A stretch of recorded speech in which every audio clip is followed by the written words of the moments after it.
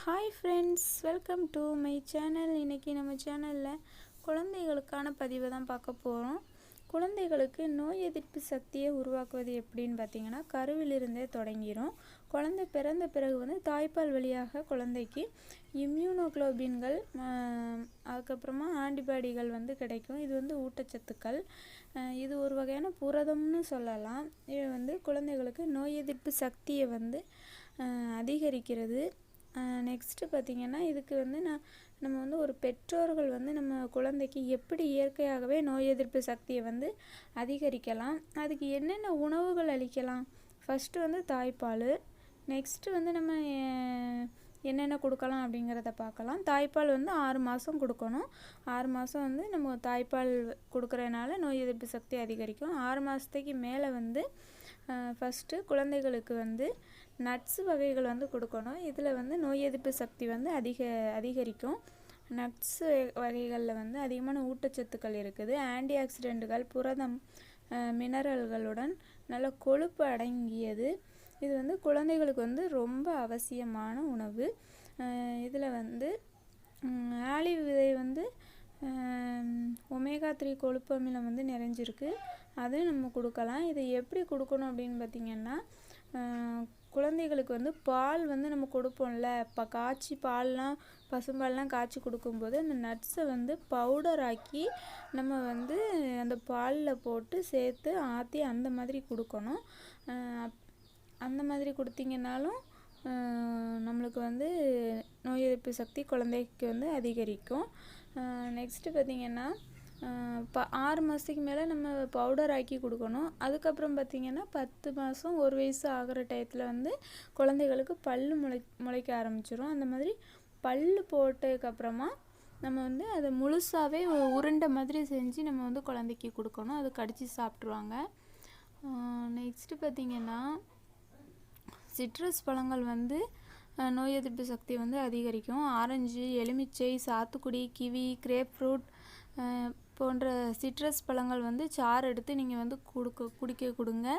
இது கோடை காலத்தில் ரொம்ப நல்லது. எலுமிச்சை பழம் சாறு, சாத்துக்குடி சாறு இது ரொம்ப நல்லது குழந்தைகளுக்கு. வெயில் நேரத்தில் இதை நீங்கள் கொடுக்கணும். அதே போல் ஒரே பழமாகவே நீங்கள் குழந்தைகளுக்கு கொடுத்து பழக்கக்கூடாது. இன்றைக்கி ஆரஞ்சு பழம் கொடுத்தீங்கன்னா நாளைக்கு வேறு பழம் கொடுக்கணும். அந்த மாதிரி மாற்றி மாற்றி கொடுக்க தான் குழந்தைகளுக்கு எல்லா பழமும் சாப்பிடுவாங்க. நெக்ஸ்ட்டு பார்த்திங்கன்னாக்கி, டெய்லி ஒரு காய்கறிகளை நம்ம பழக்கம் கொண்டு வரணும். காய்கறிகளில் பச்சை இலை காய்கறிகள்லையும் நோய் எதிர்ப்பு சக்தி அதிகரிக்கலாம். முக்கியமாக முருங்கை இலை நம்ம கொடுக்கணும். முருங்கைக்கீரையிலையும் அதுக்கப்புறமா கருவேப்பிலையிலையும் அதிகமான நோய் எதிர்ப்பு சக்திகள், சத்துக்கள் நிறைய இருக்குது. ஆன்டி ஆக்சிடென்ட்டுகள் நிறைய இருக்குது. இரும்பு சத்து, நார் சத்து இது எல்லாமே இருக்குது. அதனால் முருங்கைக்கீரை நீங்கள் அதிகமாக எடுத்துக்கோங்க. குழந்தைகளுக்கு கொடுங்க. முருங்கைக்கீரையை நீங்கள் சாப்பாட்டில் சேர்த்து கொடுத்தா குழந்தைங்க சாப்பிட மாட்டுக்கு அப்படின்னா, நீங்கள் சூப்பு மாதிரி வச்சு கூட நீங்கள் குடிக்கிறதுக்கு கொடுக்கலாம். அந்த மாதிரி கொடுத்தாலும் நம்மளுக்கு நல்லது தான். அதுக்கப்புறம் பார்த்திங்கன்னா, கருவேப்பிலை எல்லா குழந்தைகளுமே அப்படி எடுத்து ஓரமாக வைப்பாங்க, சாப்பிட மாட்டாங்க. அப்படி இருக்கும்போது நம்ம கருவேப்பிலையை பொடி பண்ணி அதை சாதத்தோடு பிசைஞ்சு நம்ம கொடுக்கணும். இதால் நம்ம சாதத்தோடு பிசைஞ்சு கொடுக்குறதுனால குழந்தைங்க அதை தூர எடுத்து வைக்க மாட்டாங்க. இதாலேயும் நம்மளுக்கு குழந்தைங்களுக்கு நோய் எதிர்ப்பு சக்தி அதிகரிக்கும். நெக்ஸ்ட்டு பார்த்திங்கன்னா, மஞ்சள் பொடியில்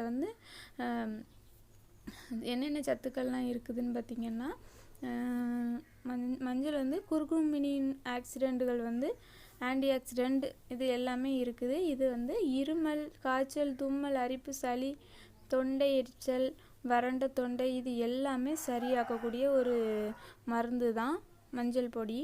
இந்த மஞ்சள் பொடியை நம்ம எப்படி நம்ம குழந்தைக்கு கொடுக்கலாம் அப்படின்னு பார்த்திங்கன்னா, பால் கொடுக்கும்போது மஞ்சள் பொடி கொஞ்சோண்டு போட்டுட்டு நெக்ஸ்ட்டு கொஞ்சம் மிளகுத்தூள் இந்த ரெண்டையுமே போட்டு நீங்கள் பாலில் ஆற்றி கொடுக்கலாம். இது குழந்தைகளுக்கு ரொம்ப நல்லது.